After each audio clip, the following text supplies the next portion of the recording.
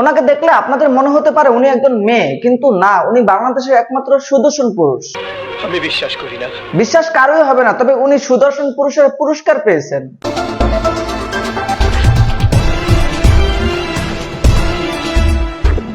তাকে দেখলে কোনোভাবেই মনে হয় না উনি একজন পুরুষ। যারা পুরস্কার দিয়েছেন তাদের উচিত ছিল তার টুনটুনি আসে কিনা চেক করা।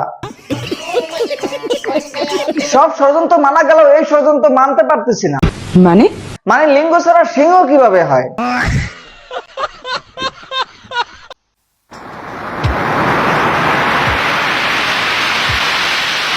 তাকে দেখলে আপনার কোনোভাবেই মনে হবে না সে একজন পুরুষ, মনে হবে সে রাস্তাঘাটে হাততালি দিয়ে টাকা তুলে। তোমার কি গার্লফ্রেন্ড আছে? না।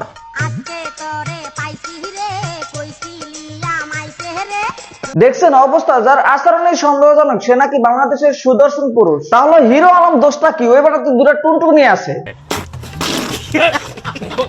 তো মাশাআল্লাহ দিল অনেক সুন্দর। দাঁতগুলি মনে হয় মরাচ্ছেন না আপনি? নাই, কালি নাই। কালি নাই? এবার থেকে দাঁত মাজেন না? মেয়েরা দেখেন বাংলাদেশের সবচেয়ে সুদর্শন পুরুষ মানে আপনাদের ক্রাশ।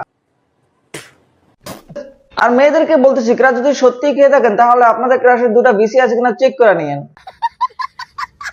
শুধু এই লোক না, আরো সুদর্শন ছেলে আছে। যে আমার এই সানগ্লাসটা ভার্চেসির, এইখানে একটা ভার্চেসির লগো আছে। এটা একটা ভার্চেস, একটা ব্র্যান্ডের সানগ্লাস। আর আমি যে আজকে ড্রেসটা পরেছি এটাও ভার্চেসির।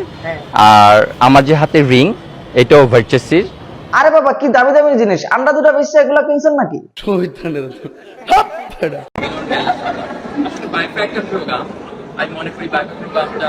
সাংবাদিক ভাইরা একটু হাত দিয়ে দেখেন তো টুনটুনি আছে কিনা। এরকম আরো আছে। মাঝে মাঝে মনে হয় পাকিস্তানের আমাদেরকে অনেক বেশি ঠকাইছে।